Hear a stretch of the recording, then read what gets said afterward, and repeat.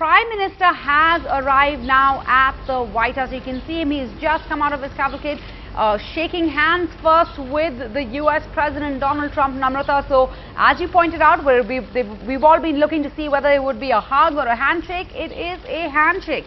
And by the US President's side is the First Lady Melania Trump. She has joined US President Donald Trump in welcoming Prime Minister Narendra Modi at the White House this morning.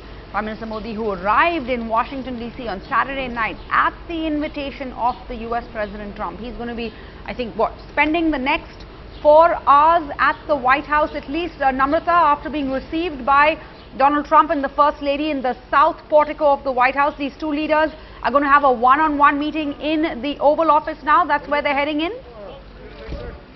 Yes, they will have a one-on-one meeting after Prime Minister Modi signs that visitor book, which is as per the usual protocol. And then this complete one-on-one, an exclusive one-on-one between Donald Trump and Prime Minister Modi will take place, followed by 1 hour of bilateral talks before we get that individual statement in the Rose Garden at the White House. So that's really the performer of events, followed, and we reported this extensively, with a cocktail reception and the first working dinner given to a foreign dignitary under the new Trump administration. But you mentioned it's a handshake, not a hug. I think now the reading will be, Sarah, on post this meeting, whether you see a warmer tone in the goodbyes. We've seen that with President Obama previously in his relationship with Narendra Modi, which has been often described as a bromance.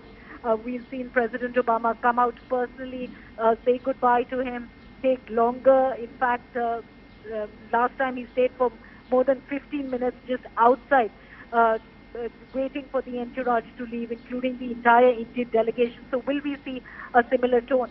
But the undercurrent of all this is what can we strategically do to change the Indian-US relationship, and can we focus Donald Trump's efforts to India at a time where he's clearly looking at his own local politics very closely, whether it be business, whether it be America First, creating American jobs, or whether it be policy measures like the travel ban, which has been partially instituted right now and will continue till September. So can India manage to steer his attention and focus on this geopolitical strategic relationship, which has many similarities in defense, terrorism, as well as an alignment against China, the South China Sea and Indo-Pacific region.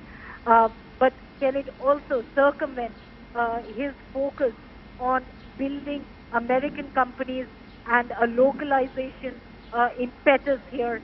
And can we circumvent that and get to a deeper trade relationship? Because that $30 billion deficit that the U.S. has with India has always been a sore point for Donald Trump. So those will be the big issues. A visit of such a nature, and especially the first such interaction, will try and tackle these comprehensively. But if I have to really bet on the main takeaway, it will be on the terrorism as well as defense ties.